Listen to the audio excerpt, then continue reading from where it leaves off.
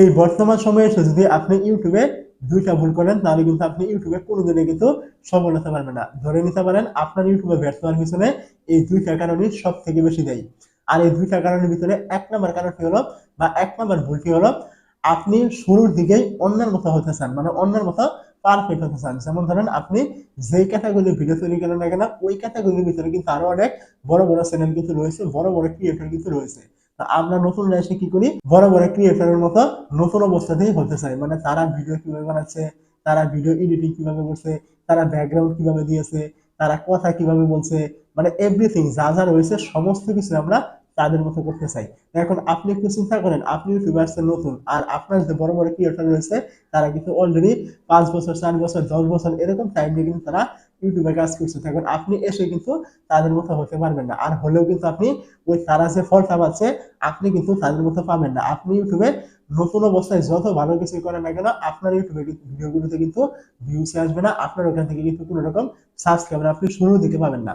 এখন আপনি যদি শুরুর দিকেই এরকম অন্যের মতো হওয়ার মতো পারফেক্ট হওয়ার মতো কাজ করেন এবং সেখান থেকে যদি আপনি পর্যাপ্ত পরিমাণ ফল না পান তাহলে কিন্তু আপনি সেখান থেকে ইউটিউবে কাজ করবেন না, বলবেন আমার ইউটিউব ভালো লাগে না বা ইউটিউবে কাজ করে কোনো রকম লাভই নেই। এবং যদি আপনি এটা না করতে পারেন তাও কিন্তু আপনি ইউটিউব থেকে চলে আসবেন, কারণ আপনি বলবেন যে এখান থেকে আমি ইউটিউবে এটা করতে পারি না, ওইটা করতে পারি না, আমার দ্বারা মনে হয় ইউটিউব হবে না। আপনি কিন্তু মনে মনে এইটাই ভাববেন এবং আপনি ইউটিউব থেকে ছেড়ে চলে আসবেন।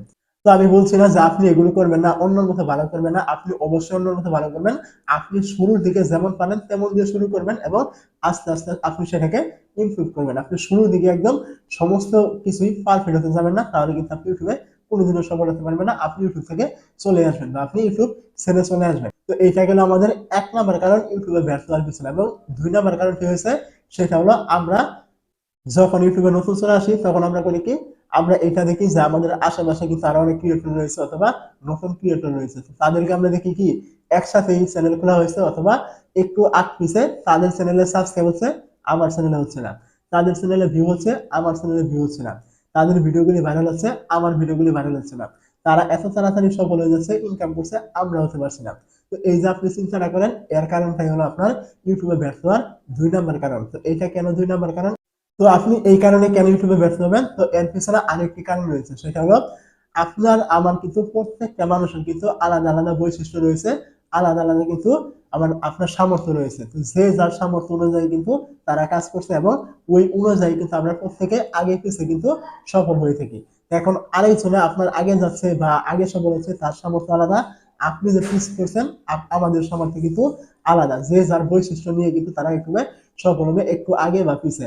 এখন একজনে দেখবেন 10টা ভিডিও আপলোড করে মনিটাইজ পেয়ে গেছে, আপনি সেখানে 150-200 ভিডিও আপলোড করেও মনিটাইজ পাননি। এখানে রয়েছে সে যে তার বৈশিষ্ট্য রয়েছে সেটা অনুযায়ী কিন্তু সে কাজ করছে। এবং আমি আগে বলেছি এক একজনের বৈশিষ্ট্য কিন্তু এক এক রকম, কেউ কারোর সাথে কিন্তু মিললে, তো এইটা যেহেতু মিললে তাহলে আমরা সফলতা কিন্তু একসাথে পাবো না, আলাদা আলাদা সময় নিয়ে কিন্তু আমাদের হবে। কেউ 6 মাসে পাবে, কেউ 1 বছরে পাবে, কেউ 2 বছরে পাবে অথবা কেউ 1 মাসে পাবে। এই সময়টা কিন্তু আপনাকে অবশ্যই ধৈর্য ধরে কাজ করতে হবে। অন্যরা কি করছে কিভাবে করছে এইসব আপনি দেখে লাভ নেই, আপনি শুধু আপনার নিজেরটা নিয়ে ভাববেন এবং কি আপনি প্রতিনিয়ত চেষ্টা করবেন আপনার কাজগুলো কিভাবে উন্নতির দিকে নিয়ে যায়, ইমপ্রুভ করা যায়। ভিডিও, থাম্বনেল, ট্যাগ, ডেসক্রিপশন এগুলো সমস্ত কিছু নিয়ে কিন্তু আপনাকে প্রতিনিয়ত কিন্তু আপডেট রাখতে হবে বা আপনাকে চেঞ্জ করতে হবে, তবেই আপনি ইউটিউবে সফল হতে পারবেন।